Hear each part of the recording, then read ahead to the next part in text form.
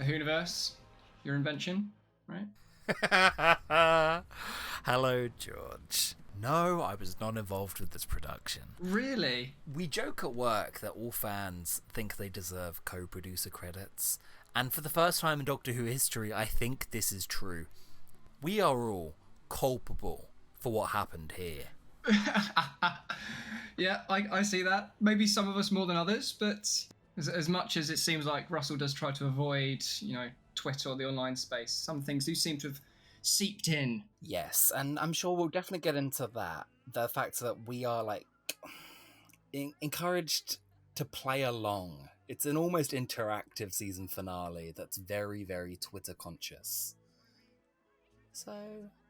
And then there's the Vlinks. Yep. Whatever you're supposed to be doing there, who knows? We spend 2 hours just talking about the Vlinks and the implications of the Vlinks. Why not? I mean, that chair I thought was supposed to be for Sutek. I thought that's what the whole point of him being there was, but no. Sutek is a doggo now. Sutek? What? They brought Sutek back? Who said that? Oh, for fuck's sake, George. Sorry. I got it spoiled for me again. Oh, yeah. You did have it spoiled for you, didn't you? Oh, no. I had a bit of a tizzy. I did have a bit of a tantrum when that happened. I remember that. Yeah, no, I got Sutek spoiled for me, which absolutely sucked because the entire purpose of this 45-minute block of television is a twist in a bottle. Mm-hmm. It has no other purpose other than... It's a big trailer for next week. So if you just log on to Twitter, if you lose track of the time and you open Twitter to see, oh my god, Sutek is back, I just didn't know what the point of the whole exercise was. I wonder if that tainted my opinion of this one. I mean, maybe, but you'd still think after, nearly 20 years of social media, sort of people would know not to do that by now, but... You would think. I almost can't blame them, though, because Russell loves his audience tag at the minute. Like, even right now, they're talking about a TARDIS anagram. And then Ibrahim goes, yeah, well, even I worked that out. Right away, that tips us off that the show knows that we've been theorizing about it. And it tells us that it's very much in communication with us. That could be really, really fun to do. Like, if you're going into it being like, right, I know how the audiences are going to work. I know what they're going to think. I'm going to tease them and play that with them. And that would be really fun if the eventual reveal was something that we didn't guess almost months in advance. Yes, that also happened, didn't it? Wow. Yeah. It's just a bit embarrassing to just be like, oh yeah, they'll never guess this thing. I'm so confident that they won't get this reveal. I don't know, it gets on my nerves just a wee bit. But being, in step with your audience makes sense, but never assume you're going to be ahead of them. I think Russell doesn't realise that we are largely past mystery boxes, and especially the nature of the Ruby reveal and what it's aping. Mm-hmm. Culture's moved on past this. Nerd culture is tired of this now. But Russell was late to the party and he wants to throw his hat into the ring. So if he's inspired by other franchises that are doing this currently, my mind immediately goes to Marvel. Yeah. It ends up on Star Wars by the time we get to the next one. But there's a lot of Marvel in here. Loads. And I don't want to sound like that guy who has no, reference points in media other than franchise shit. But that is what we're aping here. This is the streaming season, influenced by other popular culture trends in streaming. He's taken inspiration from the same way he did back in Russell Davis 1 with Buffy and Star Trek The Next Gen. This time he's seen what Star Trek is doing now on streaming. He's seen how WandaVision captivated the entire world during the pandemic. That was event TV. Yeah. With that Ibrahim joke at the beginning, I think it tells you right away it's more of a She-Hulk beats. Letting the audience know that you're ahead of them. Letting them know that they sort of predicted what the Twitter conversations would be. Definitely here, but that, we're not impressed by you predicting incorrectly the Twitter conversations. Yes. And it's a bit patronising. With She-Hulk, I don't think it was. With She-Hulk, there's an audience who actually aren't angels, who probably do deserve to be taken down a peg. Yeah. I'm one of them. Frankly, you do get very predictable conversations and bigotry. Doctor Who, I don't think it's justified. And the other thing with Doctor Who, it's not a comedy series. She-Hulk, it does it for comedy beats, not finale stakes. Yeah. When did we go and see Empire of Death? Was that like a month ago? Was it 5 weeks or something? It was on broadcast. Yes, I was just about to ask, why these 2 episodes? Why are we breaking our rule and watching 2 episodes, 2 heavy episodes back to back, George? Are you asking for my justification? We, went and saw Empire together after watching this. And we spoke about what we thought was going to come out of it. For me, it was really different. Like I had a whole theory going in of what we were going to see in Empire, which I'll talk about later. Yeah, we saw this on a very, very hot day in London. That Odeon, that was like an actual health and safety risk. I was passing out at points. There was... you had to walk out. I did. It was like a hot wall. It was a packed audience, and there was a hot wall of heat as I came into the theatre. We were right at the back, and therefore right at the top, so all of that, like, heavy anorak breathing, I think, just, like, flew up to us. Oh, dear. Speak for yourself. That heavy anorak breathing, I think, gave me COVID-19. But anyway. Yeah, probably. I think it was about half an hour into this episode, because they played this right before Empire of Death. Yeah. I said, no, I got to head out. I've seen this on TV before. I'm going to die. I'll see you in 10 minutes. So yeah, the Empire of Death almost offed Davis. In multiple ways. If you look at your Twitter, if you look at where you were in that cinema, it came at you from multiple angles. I've been complaining a bit about Empire of Death since broadcast, but only in like the most easy ways. It was The Legend of Ruby Sunday that really rubbed me the wrong way. Yeah. Because everything I'm watching at the minute is really serviceable. I think it's really fun, easy to watch TV. The unit cast, no matter what you got to say about them, they're funny. I like their dialogue here. Yeah, for sure. And then, what's it in service of later? If anything, I could call this episode a prank. An incredibly highly produced troll at my expense. And that's, you know what, I'm not against that. People would say, I think Moffat got flack for doing that quite a lot when, it's Russell Davies who's actually herding that sort of response right now. Yeah, 100%. It is interesting to see how it all spins around. And I feel like people, talking about trolling finales, people probably think of like Hellbent and stuff like that. If we're going for obnoxious Disney franchise parallels, Hellbent is basically The Last Jedi. That would make this Rise of Skywalker. That's all I'm saying. I hate how I sound right now. Fucking axe the channel.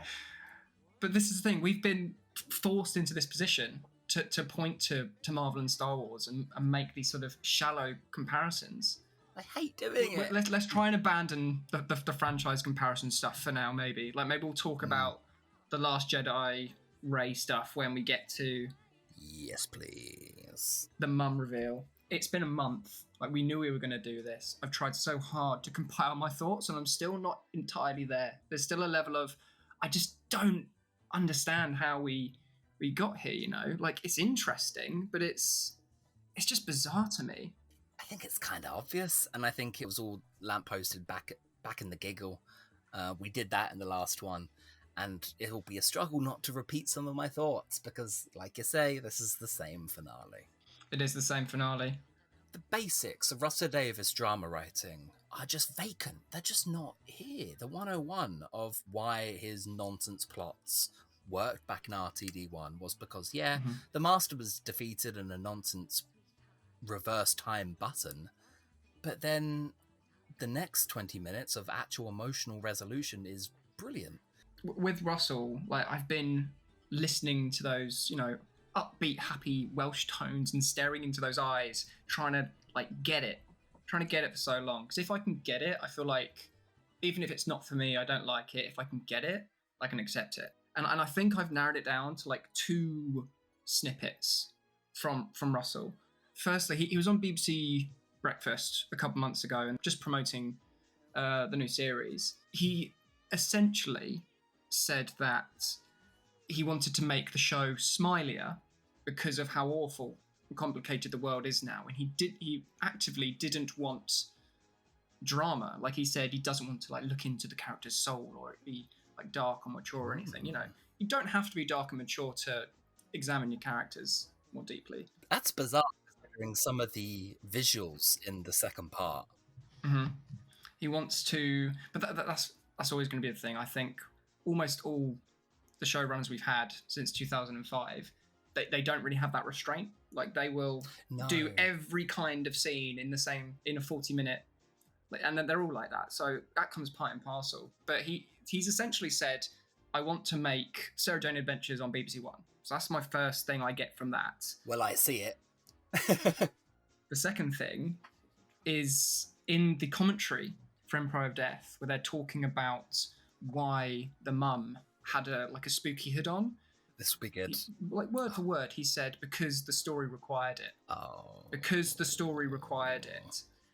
And at that point, he's essentially saying, I'm abandoning coherent writing. I'm abandoning this basic universal thing, which I will probably whinge about in the scripts of, people who aren't me all the time. When you hear that, you see it throughout all of this. I mentioned in the giggle that there's a general lack of interest in things that don't interest Russell anymore. And one of them is basic plotting. Yeah. And emotional resolution. Mm-hmm. And it makes me realise they were only ever the strengths of Russell Davies 1. When it's just the bombast. Yeah, sorry, I'm getting demotivated. Please continue. Maybe you don't want to keep this in, but I think he has a strange relationship with death now. Yes. Because of his personal experiences. Tell you what, George. When we get to that vortex scene, we'll see it. Tell you what, George, I will leave that in because he was speaking at Des Island Discs. He was talking about his work and his life. It's interesting you say that because, of course, he spoke so much to his late partner. I saw soul in him, and I was almost in tears listening to this man speak. And it really restored my faith seeing Russell Davies talk about himself and not his work. And it's what makes the difference between Space Babies and It's a Sin, frankly.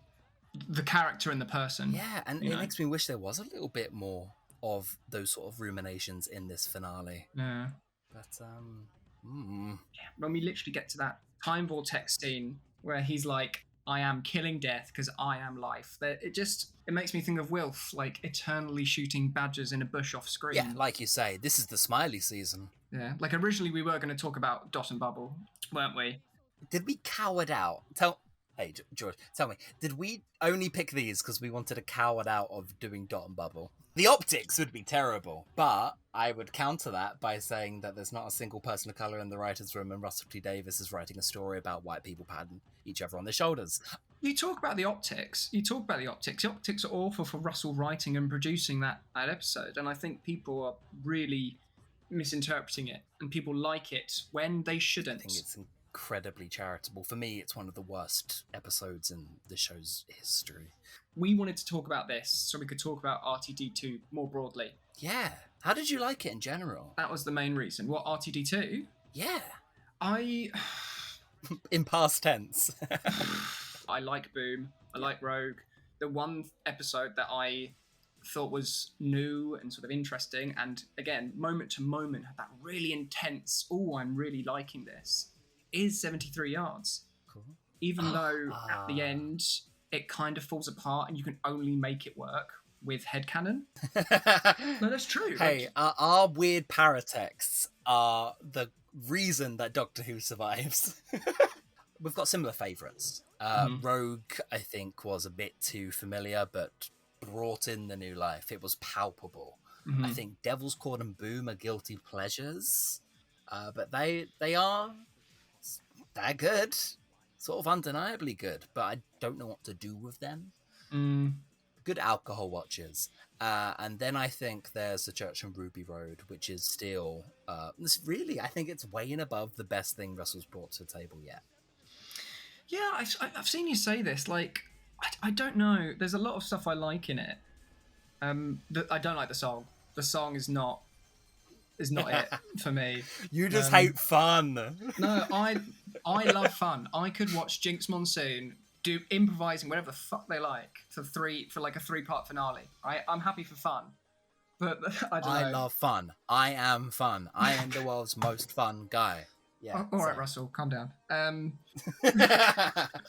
A mandate of fun. It is a bit what it feels like, But to be fair, Russell will mandate fun in any horrible, scary thing he says, like wanting to bring back every Doctor with AI through Disney's AI like face Marvelous. stuff. Wonderful. I know. William Hartnell doing the can. Marvelous. Did you see that I called that as well? Yeah. I need to stop predicting things for like 5 fucking seconds, George. Go on, make a prediction now. Go on. Go on.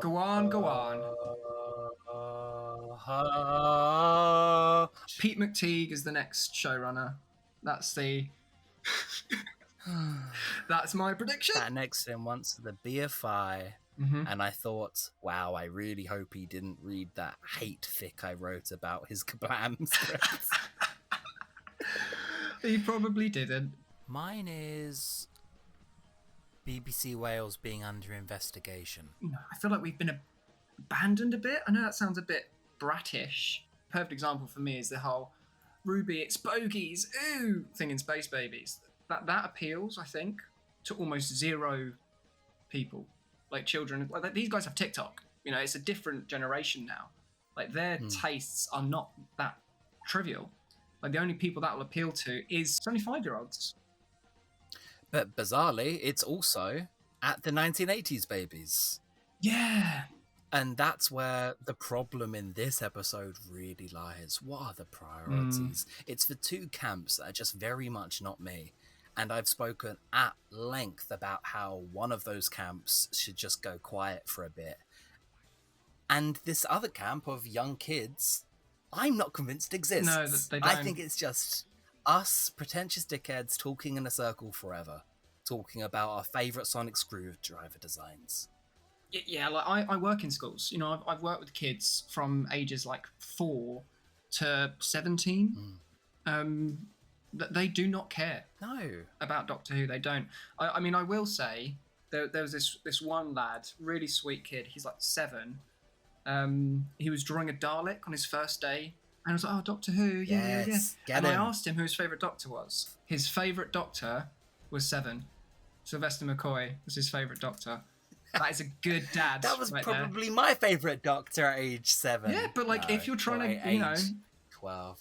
Better than nothing. Yeah, we exist. And we're still out there. He is the kid at the end of The Last Jedi, bringing it back. We can talk about Star Wars forever. Every single kid has the potential to have a Doctor Who phase in their life. Every single kid should be shown at least be given the option of a grinning, bearing David Tennant dramatically baring his teeth whilst Murray Gold plays. It means a lot to me. It really does. So that's why I hate the insinuation that Russell Davies thinks we're all basement-dwelling, like man-children. It's not. I'm ready for the cultural handover. We never got it, but I would...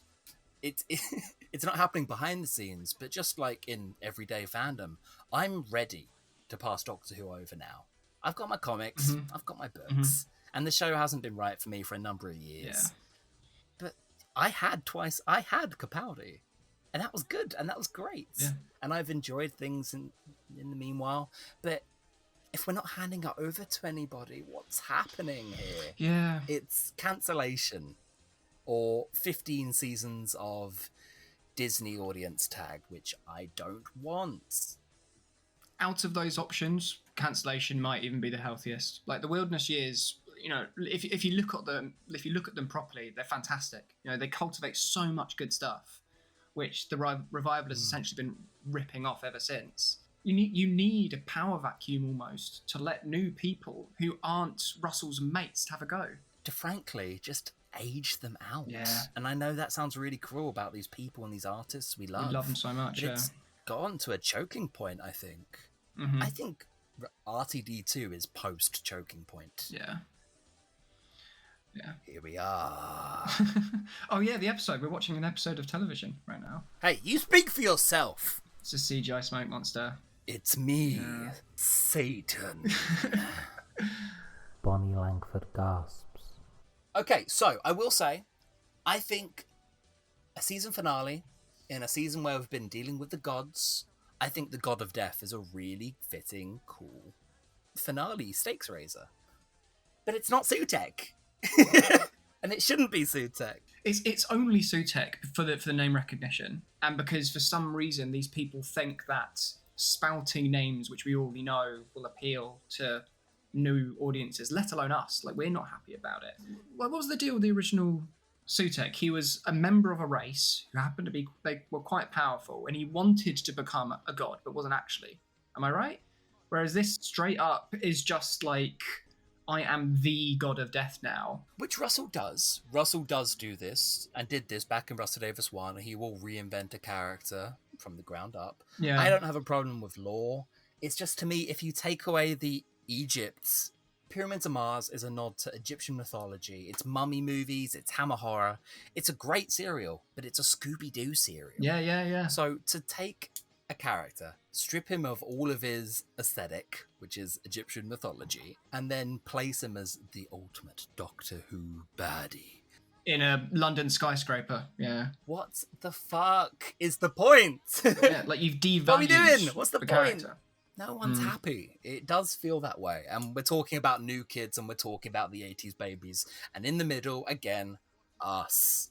Who is this going to appeal to? And who is this going to sort of resonate with? Like, I don't think they're there. I was partially mad on release because Sutek, I got it spoiled for me, but I was mostly mad because he's a woefully inappropriate pick for what this series has been doing. And let's be honest, the story in general, this series hasn't been about death. Not in the fucking slightest. So having the god of death, usually that's something Russell would think about, I think. Having a thematically appropriate villain for what the series has been about.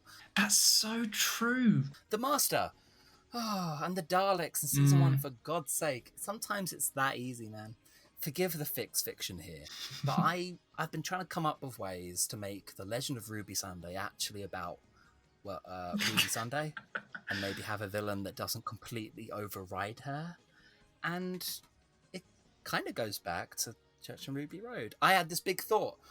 You don't want to be very normative with adoption stories. I think you could tell something completely different with Ruby. Like Stu Bagfall said, what if she's one of these kids who's never even considered her birth mother, doesn't care about her lineage, because that's kind of how adoption is, right?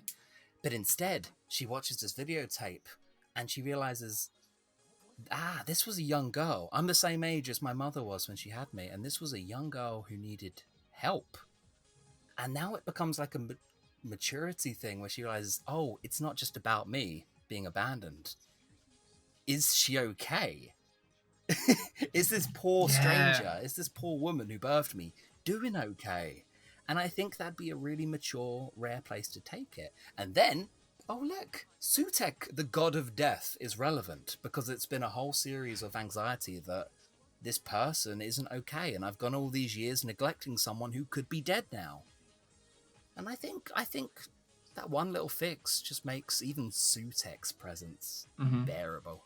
Death has hung over the season as a mystery and as a stake in a very personal way. That version feels very Doctor Who as well. It's like you're if you are laying down a path and you're going to subvert it, like doing it in the most humanist, like, surprise possible. If that's Doctor Who to me. Like that's Moffat reveals. Just being like, oh no, wait, the human element. It's not, toys being smashed together.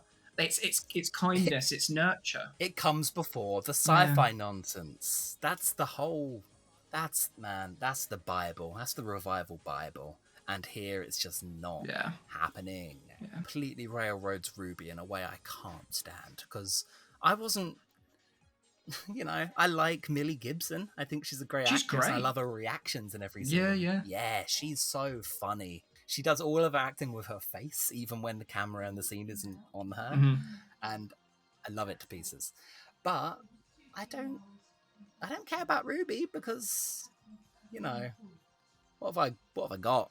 It does feel like they try to dedicate a fair amount of time to, like, her home life and, like, her crying about her mum, but you're right, I think it just doesn't land.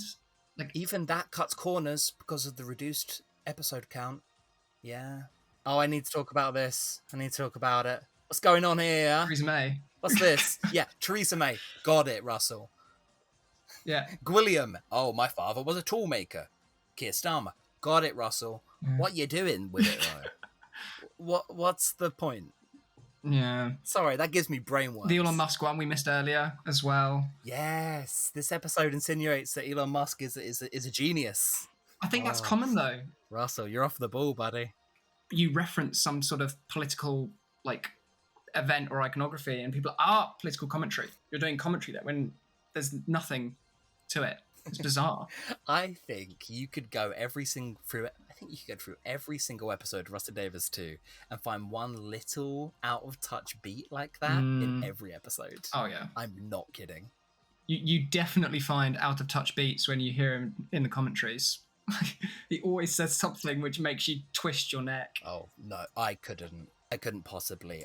I stick to doing my own commentaries out of protest. Did you talk about the his comments on Bi Generation in the giggle? No. Did you hear? No. You know what he said though, don't you? There wasn't enough time, buddy. You know what he said though, don't you?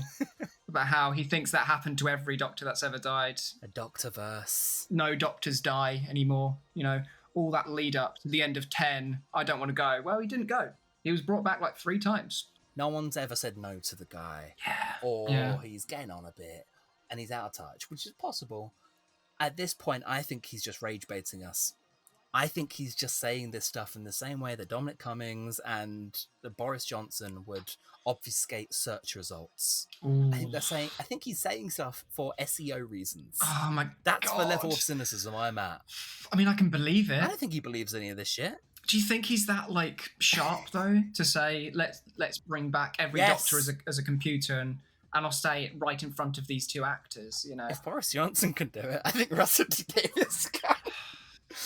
Oh, this has gone a bit silly. Sorry, what I just said was brainworms in of itself.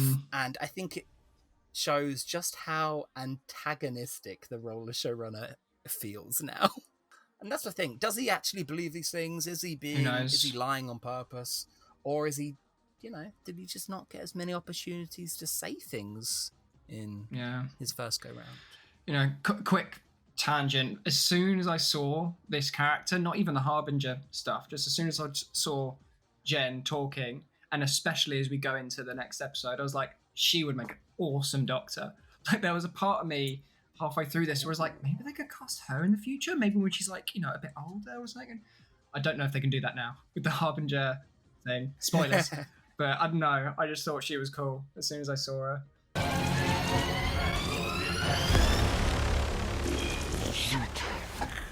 Sick. Basic baby goo goo gaga wordplay. You gotta love it. Get used to that. It's gonna be a lot of it.